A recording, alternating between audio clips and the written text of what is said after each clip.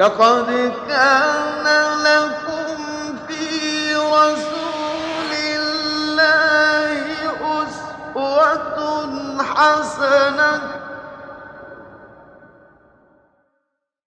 اعوذ باللہ من الشیطان الرجیم بسم اللہ الرحمن الرحیم اللہم صلی علی محمد وعلی آل محمد کما صلیت علی ابراہیم وعلی آل ابراہیم انک حمید مجید اللہم بارک علی محمد وعلی آل محمد کما بارکت علی ابراہیم وعلی آل ابراہیم انک حمید مجید۔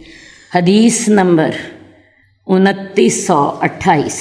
حضرت عبداللہ بیان کرتے ہیں کہ رسول اللہ صلی اللہ علیہ وسلم نے فرمایا، جب بھی کسی کو کوئی فکر، غم اور رنج لاحق ہو اور وہ یہ دعا کرے، اللہم انی عبدک و ابن عبدک و ابن امتک ناصیتی بیدک ماضٍ فی حکمک عدل فی قضاؤک اسألک بکل اسم هو لک سمیت بہ نفسک او علمتہ احدا من خلقک او انزلتہ فی کتابک او استأثرت بہ فی علم الغیب عندک۔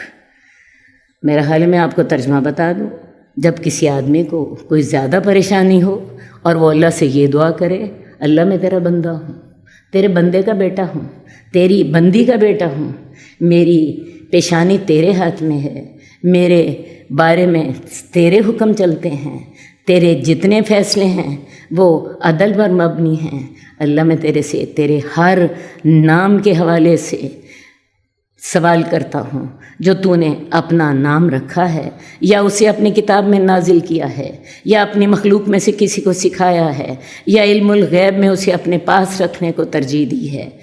ان تجعل القرآن ربیع قلبی و نور صدری و جلا حزنی و ذہاب ہمی۔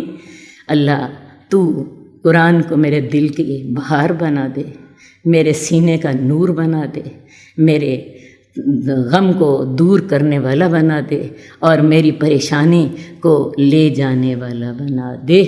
یعنی یہ وہ دعا کرے کہ اللہ تعالیٰ میں تیرا بندہ ہوں، تیری بندی کا اور تیرے بندے کا بیٹا ہوں، اللہ تعالیٰ میں تیرے سے تیرے ہر نام کے ساتھ سوال کرتا ہوں جو تو نے ہمیں سکھایا ہے یا جو تو نے اپنے پاس اپنے علم غیب میں اپنے پاس رکھا ہے۔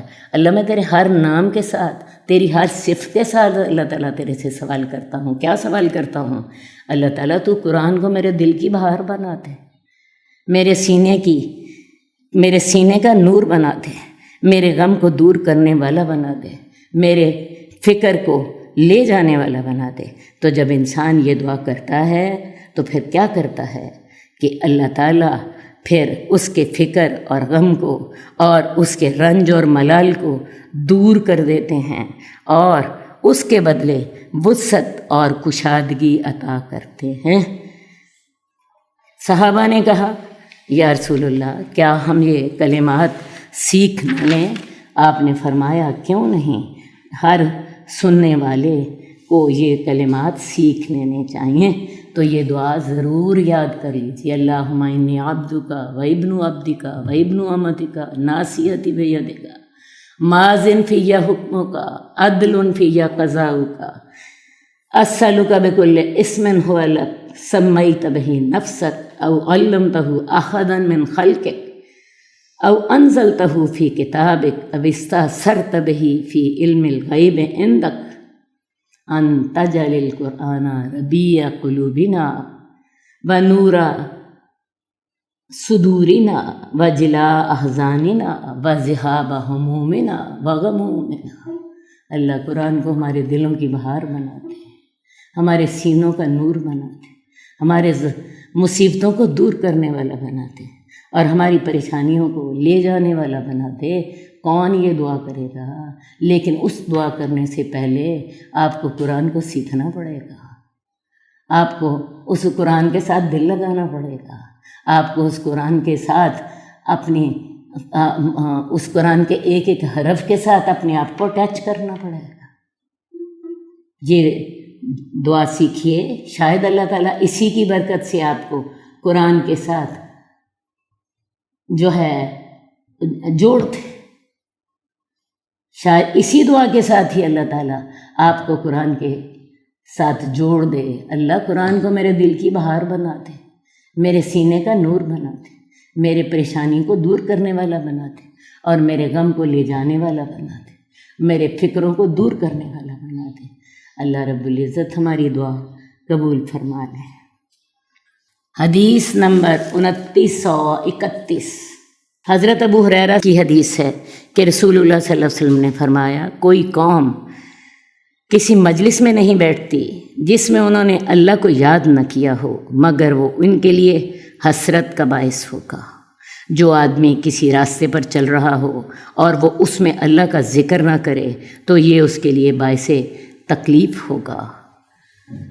جو آدمی اپنے بستر پر سونے لگے اور اللہ کا ذکر نہ کرے تو یہ اس کے لیے گھبراہٹ کا باعث ہوگا۔ اللہ کے رسول نے 3 باتیں فرمائیں۔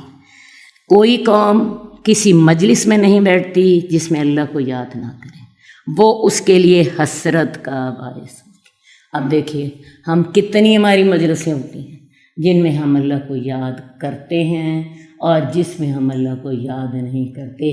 ہماری شادی کی محفلیں، ہماری کھانے کی محفلیں، ہماری گپ بازی کی محفلیں، ہمارے کپڑے اور کپڑوں کے بارے میں جو ہماری محفلیں ہوتی ہیں جس میں ہم اللہ کو یاد نہیں کرتے۔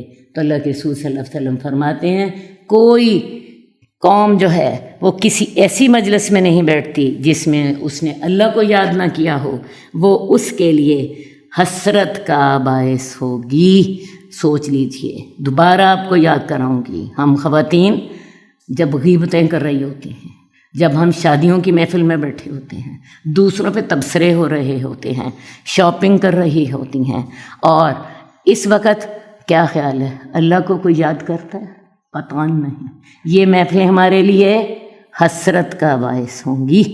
دوسری بات، ایک آدمی کسی راستے میں چل رہا ہو اور اس وقت وہ اللہ کو یاد نہ کرے تو یہ اس کے لیے باعث تکلیف ہوگا۔ لہٰذا جب کبھی کسی جگہ جا رہے ہوں، کسی سفر پہ جا رہے ہوں، اپنے گھر سے آپ آدھے گھنٹے کی ڈرائیو کے لیے کسی کو ملنے جا رہی ہیں، آپ اپنے اسکول جا رہی ہیں، آپ اپنے کالج جا رہی ہیں، آپ اپنے اپنے بیٹے کو اس کے اسکول چھوڑنے جا رہی ہیں، کسی بھی سفر پہ نکلتی ہیں، اللہ کو یاد نہیں کیا، یہ سفر آپ کے لیے باعث تکلیف ہوگا۔ یہ تب باعث برکت ہو سکتا ہے جب آپ نے اس کے شروع میں دعا پڑھ لی ہو اور اس کے درمیان میں بھی اللہ کو یاد کیا ہو۔ کم از کم اتنا ضرور کر لیجئے کہ جس وقت آپ سواری پہ سوار ہوں تو یہ دعائی پڑھ لیجئے، سبحان الذی سخر لنا ھذا وما کنا لہ مقرنین وَإِنَّا إِلَىٰ رَبِّنَا لَمُنقَلِبُونَ۔ تو کوئی بھی آپ سفر کر رہے ہیں اور آپ اس میں اللہ کو یاد نہیں کرتے تو یہ سفر آپ کے لیے باعث تکلیف ہوگا۔ اور جو آدمی بستر پر سونے لگے اور اللہ کا ذکر نہ کرے، یعنی رات کو سونے کی دعائیں نہ کرے، رات کو سونے کی دعا نہ پڑھے، رات کو اپنے سونے کے لیے تیاری نہ کرے تو یہ اس کے لیے گھبراہٹ کا باعث ہوگا۔ حالانکہ اللہ تعالیٰ نے ہمیں طریقہ کیا بتایا ہے، الذین یذکرون اللہ قیاما وقعودا وعلی جنوبہم ویتفکرون فی خلق اللہ ربنا ما خلقت ھذا باطلا ربنا سبحانک فقنا عذاب النار۔ وہ لوگ جو اللہ کو کھڑے یاد کرتے ہیں، بیٹھے یاد کرتے ہیں، اپنے پہلوؤں پہ یاد کرتے ہیں، اور وہ اللہ کی نشانیوں پہ غور و فکر کرتے ہیں تو اور پھر انہیں سمجھ آتی ہے کہ اے اللہ تعالیٰ تو نے یہ سب کچھ باطل پیدا نہیں کیا۔ تو بات ہے 3 باتیں رسول اللہ صلی اللہ علیہ وسلم نے فرمائی ہیں، دوبارہ یاد کر لیجئے۔ کوئی محفل جس میں آپ نے اللہ کو یاد نہیں کیا باعث حسرت ہوگی، کوئی سفر جس میں اللہ کو یاد نہیں کیا باعث تکلیف ہوگا، اور جو شخص اپنے بستر پر سونے لگے اور اللہ کو یاد نہ کرے تو یہ اس کے لیے گھبراہٹ کا باعث ہوگا۔ تو لہٰذا ہر مجلس میں اللہ کا ذکر کیجیے۔ اگر آپ باتیں کر رہی ہیں تب بھی، اگر آپ سفر کرنے لگی ہیں تب بھی، سونے لگی ہیں تب بھی، بلکہ اللہ تعالیٰ کو چلتے پھرتے سوتے جاگتے ہر وقت یاد کریں گی۔ ہر وقت یاد کیجئے، اور اگر آپ کسی محفل میں بیٹھی ہیں تو پھر ایسا کیجئے، اس محفل سے جب اٹھنے لگی ہیں تو کم از کم کفارہ مجلس کی دعا پڑھ لیجئے، کم از کم وہ آپ کے لیے باعث حسرت نہ ہو، آپ کے لیے باعث حسرت نہ ہو، ورنہ ہر وہ محفل، ہر وہ سفر، ہر وہ سونا اور جاگنا جس میں آپ نے اللہ کو یاد نہیں کیا، آپ کے لیے باعث حسرت ہوگا۔ حدیث نمبر 2951، حضرت ابو سعید خدری کی حدیث ہے کہ رسول اللہ صلی اللہ علیہ وسلم نے فرمایا، جس نے وضو کیا اور کہا سبحانک اللہم و بحمدک لا الہ الا انت استغفرک و اتوب الیک، جس شخص نے وضو کیا اور اس نے کہا اے اللہ تو پاک ہے، میں تیری حمد کرتا ہوں، تیرے سوا کوئی معبود نہیں، میں تیرے سے استغفار کرتی ہوں اور میں تیرے سے توبہ کرتی ہوں، کتب فی رکن، یہ کلمات ایک کاغذ پر لکھ دیے جاتے ہیں اور اس پر مہر لگا دی جاتی ہے، اور پھر قیامت کے دن تک اس مہر کو توڑا نہیں جاتا۔ اللہ تعالیٰ نے کتنی بڑی بڑی نعمتیں ہمیں عطا فرما دی ہیں، انسان اتنا بے وقوف ہے، اللہ تعالیٰ کی نعمتوں کا اس کو احساس ہی نہیں ہے، اللہ نے کون کون سے خزانے اس کے لیے رکھے ہیں، اور وہ صرف اپنی بے پرواہی کی وجہ سے ان خزانوں سے فائدہ ہی نہیں اٹھاتا۔ بات یہ ہے، ایک حدیث میں آتا ہے کہ جب انسان وضو کرتا ہے تو وضو کے آغاز میں بسم اللہ الرحمن الرحیم پڑھیں، اور پھر جس نے وضو کے بعد کلمہ شہادت پڑھا اشہد ان لا الہ الا اللہ واشہد ان محمدً عبدہ ورسولہ، حدیث میں آتا ہے اس کے لیے آسمان کے 8 دروازے کھل جاتے ہیں۔ بہت بڑا عمل ہے، سب نے وضو کرنا ہے، اور وضو کے بغیر نماز نہیں ہوگی۔ تو آپ جب وضو کریں، وضو کرنے کے بعد آغاز بسم اللہ الرحمن الرحیم سے کریں، اور اس کے بعد وضو کرنے کے بعد اشہد ان لا الہ الا اللہ واشہد ان محمد رسول اللہ، یہ الفاظ پڑھیے تو آسمان کے 8 دروازے کھل جاتے ہیں، جس دروازے سے چاہیں جنت میں داخل ہو جائیں۔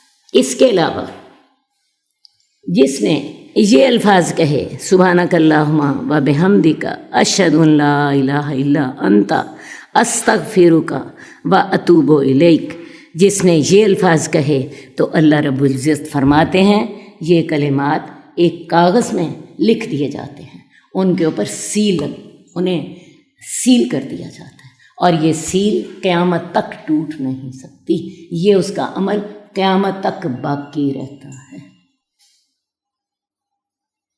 کلمات کوئی بہت مشکل نہیں ہے، سبحانک اللہم و بحمدک لا الہ الا انت استغفرک و اتوب الیک، تو یہ کلمات ایک کاغذ میں لکھ کر مہر لگا دی جاتی ہے، اور قیامت تک اس مہر کو ختم نہیں کیا جا سکتا، یہ اس کا عمل قیامت تک باقی رہتا ہے۔ اللہ تعالی ہمیں ان سارے جو تھے اذکار ہیں ان سے فائدہ اٹھانے کی توفیق دے۔ حدیث نمبر 2952، حضرت عمر بیان کرتے ہیں میں نے رسول اللہ صلی اللہ علیہ وسلم کو فرماتے ہوئے سنا، جس آدمی نے بازار میں داخل ہوتے وقت کہا صرف اللہ ہی معبود برحق ہے، وہ اکیلا ہے، اس کا کوئی شریک نہیں، بادشاہت اسی کی ہے، تعریف اسی کے لیے ہے، اور وہ ہر شے پر قادر ہے، تو اللہ تعالیٰ اس کے لیے 10 لاکھ نیکیاں جو ہے وہ لکھ دیتا ہے، اور اس کی 10 لاکھ برائیاں مٹا دیتا ہے۔ اتنا بڑا اجر ہے کہ میں سوچتی ہوں، میں اس کو ایک دفعہ پھر دہراتی ہوں آپ کے سامنے۔ حضرت عمر بیان کرتے ہیں کہ میں نے اللہ کے رسول صلی اللہ علیہ وسلم کو فرماتے ہوئے سنا، جو آدمی بازار میں داخل ہوا اور اس نے کہا لا الہ الا اللہ وحدہ لا شریک لہ لہ الملک ولہ الحمد وہو علی کل شیء قدیر، یہ الفاظ اگر کوئی دہراتا ہے تو اللہ اس کے لیے 10 لاکھ نیکیاں لکھ دیتا ہے، اور اس کی 10 لاکھ برائیاں دور کر دیتا ہے۔ 10 لاکھ نیکیاں حاصل کرنے کا بڑا آسان نسخہ کیا ہے؟ جب کوئی شخص بازار داخل ہو تو یہ الفاظ کہے۔ اصل بات یہ ہے اللہ تعالیٰ کو اس دنیا میں سب سے زیادہ جو پسندیدہ جگہیں ہیں وہ اللہ کو مساجد سب سے زیادہ پسندیدہ ہیں، اور اللہ تعالیٰ کو سب سے زیادہ ناپسندیدہ جو جگہیں ہیں وہ بازار ہیں۔ بازار میں انسان جاتا ہے، حب دنیا پیدا ہوتی ہے، اور حب دنیا جو ہے ہر گناہ کی جڑ ہوتی ہے۔ اللہ نے بازار جانے کو حرام تو نہیں کہا، کیونکہ اس کے بغیر انسان کا گزارا نہیں ہوتا، لیکن اس بات کو آپ بھی مانیں گے کہ بازار جانے سے جتنا دنیا کا شوق پیدا ہوتا ہے وہ بھی کسی اور چیز سے نہیں ہوتا۔ تو لہٰذا جو شخص بازار میں جا کے، جو کہ اللہ کی سب سے ناپسندیدہ جگہ ہے، بازار میں جاتا ہے اور بازار میں جا کے اللہ کو یاد کرتا ہے اور بازار میں جا کے اللہ کا تقویٰ رکھتا ہے، تو اس کو اللہ تعالیٰ 10 لاکھ نیکیاں عطا فرماتے ہیں۔ اس کو اللہ تعالیٰ 10 لاکھ نیکیاں عطا فرماتے ہیں۔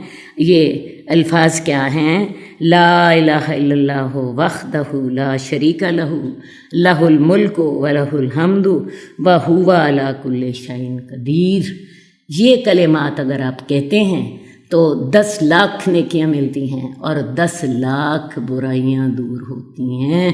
میرا تو خیال ہے ایسا کرنا چاہیے کہ یہ 10 لاکھ نیکیاں لینے کے لیے بازار چلے جانا چاہیے، اور 10 لاکھ برائیاں دور کرنے کے لیے بھی بازار چلے جانا چاہیے، صرف یہ اجر لینے کے لیے، کیونکہ یہ اجر کوئی چھوٹا اجر نہیں ہے، 10 لاکھ کہنے کی بات ہے۔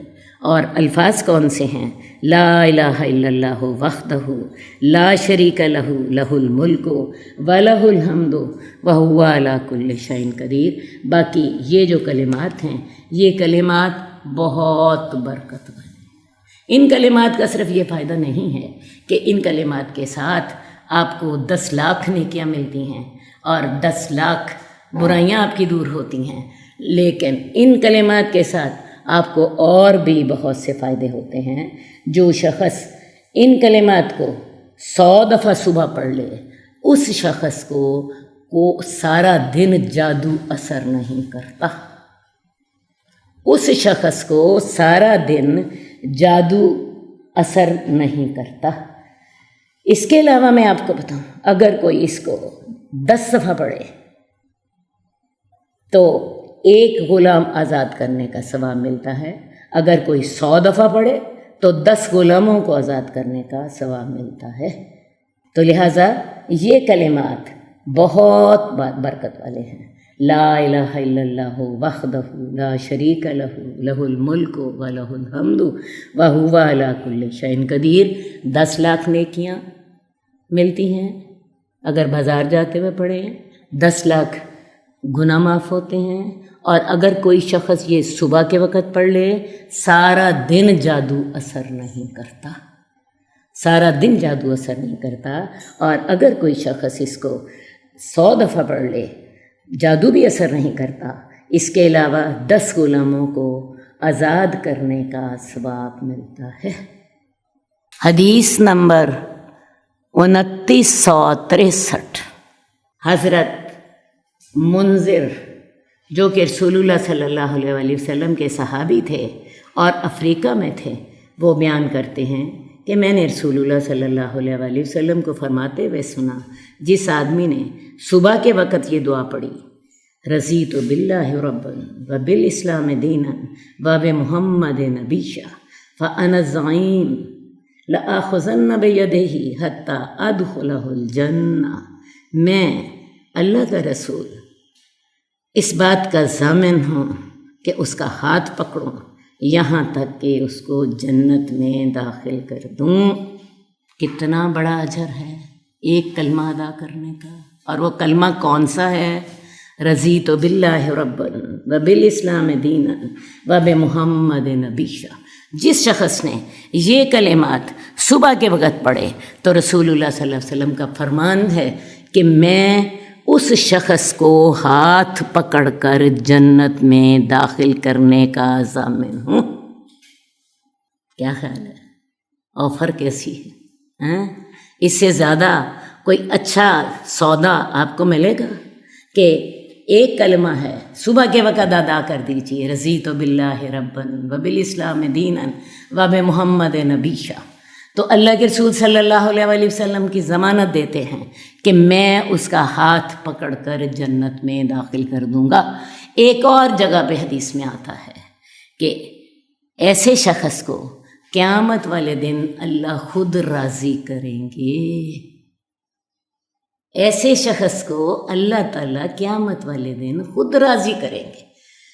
اب یہ کلمات تو بڑے سادے سے ہیں، رضیت باللہ ربًا وبالاسلام دینا وبمحمد نبیّا، کہ میں اللہ کے رب ہونے پہ راضی، محمد کے نبی ہونے پہ راضی اور اسلام کے دین ہونے پہ راضی۔ تو رسول اللہ صلی اللہ علیہ وسلم بھی ضمانت دے رہے ہیں کہ میں اس چیز کا ضامن ہوں کہ میں ہاتھ پکڑ کے اس کو جنت میں داخل کروں گا، اور اللہ تعالیٰ خود وعدہ کر رہے ہیں کہ میں اس کو قیامت والے دن راضی کروں گا۔ تو ایسی کون سی بات ہے ان کلمات میں؟ بات ہے، اس بات کو سمجھنے کی کوشش کیجئے، یہ صرف الفاظ سے دہرانے کی باتیں نہیں ہیں کہ میں رضیت باللہ ربًا وبالاسلام دینا وبمحمد نبیّا، بلکہ اس سے مراد آپ کا سارا سٹائل آف لائف ہے۔ آپ اللہ کے رب ہونے پہ راضی ہیں، اللہ نے جو حکم دیا، کیا آپ کا انداز ہونا چاہیے، سمینا و طعنا، اللہ میں نے سنا، میں نے مانا، اللہ جو تو نے حکم دیا، اللہ میں نے اپنے دل کی رضامندی کے ساتھ میں نے اللہ اس کو قبول کیا۔ اور اگلا کیا تھا؟ باب محمد نبی، یا رسول اللہ صلی اللہ علیہ وسلم نے جو حکم دیا، اللہ میں نے اس کی بھی 100% اطاعت کی۔ اور اللہ تعالیٰ جو تیرے دین کے احکامات تھے، اللہ تعالیٰ میں اس پہ پورے دل سے راضی تھا۔ تو جو شخص اللہ تعالیٰ نے جن حالات میں اس کو رکھا، جو احکامات اللہ تعالیٰ نے اس کے دیے، اس کی گرمی تھی، اس کی سردی تھی، اس کی تکلیف تھی، اس کے مشکل حالات تھے، ہر معاملے میں وہ راضی برضا رہا، وہ راضی برضا رہا۔ اللہ تو نے مجھے جس حال میں رکھا ہے، اللہ میں تیرے پہ راضی ہوں۔ تو کیا خیال ہے پھر ایسے شخص کو اللہ تعالیٰ واقعی قیامت والے دن خود راضی نہ کریں گے؟ اصل بات ہے اپنا سٹائل آف لائف یہ بنائیے، اللہ تو مجھے جس حال میں رکھے، اللہ میں راضی، اللہ تو مجھے تکلیف آئے، میرے پہ صدمہ آ جائے، اللہ میرے پہ مشکل آ جائے، اللہ میرے حالات تنگ ہو جائیں، اللہ بیماری ہو جائے، اللہ میں تیرے پہ راضی، اللہ تو مجھے جس حال میں رکھے میں تیرے پہ راضی ہوں۔ تو یہ جو کلمات ہیں یہ واقعی پھر ان جو ہے رسول اللہ صلی اللہ علیہ وسلم کی جو ضمانت ہے وہ بھی درست ہے، اور جو اللہ تعالیٰ کے الفاظ ہیں کہ میں ایسے شخص کو قیامت والے دن خود راضی کروں گا۔ آپ اللہ پہ راضی رہیے، اللہ آپ سے راضی ہو جائے گا۔ ہم یہ جو اپنی زندگی میں اللہ کی ناشکریاں کرتے ہیں، اللہ کے ساتھ جو ہیں ہوتے ہیں ناراض ہوتے ہیں، اللہ کی نافرمانیاں کرتے ہیں، اللہ کے راستے سے ہٹ جاتے ہیں، تو پھر شیطان کے راستے پہ چل پڑتے ہیں۔ تو جب یہ رضیت باللہ ربًا وبالاسلام دینا وبمحمد نبیّا کہا تو پھر اس کی گنجائش اس میں نہیں ہے۔ ان الفاظ کا معنی سمجھیے، اور ان الفاظ کا معنی سمجھ کے اس کے مطابق اپنی زندگی کو اس کے مطابق ڈھال لیجئے۔ اللہ تعالیٰ قیامت کے دن آپ کو خود راضی کریں گے، اور رسول اللہ صلی اللہ علیہ وسلم ضمانت دے رہے ہیں کہ میں اس کا ہاتھ پکڑ کے اس کو جنت میں داخل کروں گا۔ اللہ ہمیں جن حالات میں تو رکھے، اللہ ہمیں اس پہ راضی رکھ، ہمیں اس پہ راضی رہنے کی توفیق دے، اللہ ہمارے دل کو اس پر مطمئن کر دے۔ اللہ اگر مشکل بھی آ گئی ہے تو اللہ تعالیٰ ہمیں اس پر بھی مطمئن کر دے، اس میں بھی تیری کوئی بھلائی ہوگی، اس میں بھی تیرے لیے تو نے ہمارے لیے کوئی خیر رکھی ہوگی۔ تو لہٰذا اس بات کو دہرائیے، شعور کے ساتھ دہرائیے، رضیت باللہ ربًا وبالاسلام دینا وبمحمد نبیّا، اللہ تو جس حال میں مجھے رکھے گا، اللہ میں اس پہ راضی، میں تیرے رب ہونے پہ راضی، میں تیرے نبی کی اطاعت کرنے پہ راضی، اللہ تو مجھے جس طرح کی زندگی عطا فرمائے گا اللہ تعالیٰ اس میں مجھے مشکلات آئیں، اس میں مجھے غربت آئے، اس میں مجھے تکلیف آئے، اللہ میں سب کو میں نے تیرے حوالے کیا، میں تیرے پہ راضی۔ تو میں آپ کو بتاؤں پھر وہ رب بھی تو بڑا قدردان ہے، وہ رب جو ہے وہ آپ کو خود قیامت کو راضی کرے گا۔ تو یہ صرف الفاظ نہیں ہیں، یہ سٹائل آف لائف ہے۔ ایسے شخص کی زندگی دنیا میں بھی آپ دیکھیے اطمینان والی زندگی ہوتی ہے، ایسے شخص کی زندگی شکوے اور شکایتوں والی زندگی نہیں ہوتی۔ ایسے شخص کی زندگی اللہ کی رضا پہ راضی ہونے کی زندگی ہوتی ہے۔ تو ایسے شخص کو اللہ کیوں نہ قیامت والے دن خود راضی کرے۔ اللہ تعالیٰ ہمیں بھی ایسی زندگی عطا کرنے کی توفیق دے، اللہ تعالیٰ ہمیں ایسی زندگی گزارنے کی توفیق دے، اللہ تعالیٰ ہمیں ان باتوں کی سمجھ دے دے۔ اللہ تعالیٰ ہم تو بڑے اندھوں کی طرح زندگی گزارتے ہیں، اللہ تعالیٰ بڑے سوچے سمجھے بغیر ہم پاگلوں کی طرح زندگی گزارتے ہیں۔ اللہ تعالیٰ ہمیں شعور کے ساتھ زندگی گزارنے کی توفیق دے، اور اللہ تعالیٰ ہمیں اپنے اوپر راضی رہنے کی توفیق دے۔ اللہ تعالیٰ ہمیں تو جن حالات میں رکھے اللہ ہمیں ان پہ مطمئن کرتے ہیں۔ آمین یا رب العالمین۔ حدیث نمبر 2977۔ ابو سعید خدری بیان کرتے ہیں کہ رسول اللہ صلی اللہ علیہ وآلہ وسلم نے فرمایا، جس نے سورہ کہف کی تلاوت کی جس طرح کہ وہ نازل ہوئی تو یہ پڑھنے والے کے لیے روز قیامت اس کی اقامت گاہ سے لے کے مکہ تک نور کا سبب بنے گی، اور جس نے اس سورت کی آخری 10 آیات پڑھیں اور دجال نکل آیا تو اسے کوئی نقصان نہ پہنچا سکے گا، اور جس نے وضو کر کے یہ دعا پڑھی۔ میرا خیال ہے ہم پہلے سورہ کہف کی بات کر لیتے ہیں۔ حضرت ابو سعید خدری کہتے ہیں کہ رسول اللہ صلی اللہ علیہ وسلم نے فرمایا، جس نے سورہ کہف کی تلاوت کی جس طرح کہ وہ نازل ہوئی، یعنی شروع سے لے کے آخر تک، تو روز قیامت وہ اس کی اقامت گاہ سے مکہ تک نور کا سبب بنے گی۔ اس کی اقامت گاہ سے لے کر مکہ تک نور کا سبب بنے گی، اور جس نے اس سورت کی آخری 10 آیات پڑھیں اور دجال نکل آیا تو اسے کوئی نقصان نہ پہنچا سکے گا۔ تو لہٰذا یہ جو سورہ کہف ہے یہ دجال کے فتنے کے لیے سب سے زیادہ مفید ہے۔ یہاں پہ تو اس کی آخری 10 آیات کا ذکر ہے کہ جو اس کی آخری 10 آیات پڑھے اور دجال نکلے تو وہ اس کو نقصان نہیں پہنچا سکے گا، جبکہ ہم پہلے پڑھائے ہیں کہ جو سورہ کہف کی پہلی 10 آیات پڑھے تو تب بھی دجال کا فتنہ اسے نقصان نہیں پہنچا سکے گا۔ اصل میں سورہ کہف کی پہلی 10 آیات اور آخری 10 آیات میں اسلام کے بنیادی عقائد کا ذکر ہے، ایمان کا، رسالت کا، جنت کا، دوزخ کا، مسلمانوں کا، کفار کا، یہ تمام بنیادی عقائد جو ہیں یہ سورہ کہف کی ابتدائی 10 آیات میں بھی ہیں اور اس کی آخری 10 آیات میں بھی ہیں۔ تو اس میں دونوں میں اسلام کے بنیادی عقائد کا ذکر ہے۔ اگر کوئی غور سے ان 10 آیات ابتدائی 10 آیات کو پڑھے تب بھی اور آخری 10 آیات کو پڑھے تب بھی وہ دجال کے فتنے سے بچ جائے گا۔ شرط یہ ہے کہ ان کو غور سے اور جو ہے سمجھ کر پڑھے، تو انشاءاللہ تعالی وہ دجال کے فتنے سے بچنے میں اس کی مدد کریں گی۔ جس نے اس صورت کی آخری 10 آیات پڑھی اور دجال نکل آیا تو اسے کوئی نقصان نہ پہنچا سکے گا، کیونکہ دجال کا فتنہ اصل میں عقیدے کا فتنہ ہے، اور عقیدہ اگر انسان کا مضبوط ہوا تو انشاءاللہ تعالی ایسا شخص جو ہے وہ دجال کے فتنے سے اس کو نقصان نہیں پہنچے گا۔ اللہم صلی علی محمد وعلی آل محمد کما صلیت علی ابراہیم وعلی آل ابراہیم انک حمید مجید۔ اللہم بارک علی محمد وعلی آل محمد كما باركت على إبراهيم وعلى آل إبراهيم إنك حميد مجيد. مولاي صل وسلم دائما أبدا على حبيبك خير الخلق كلهم.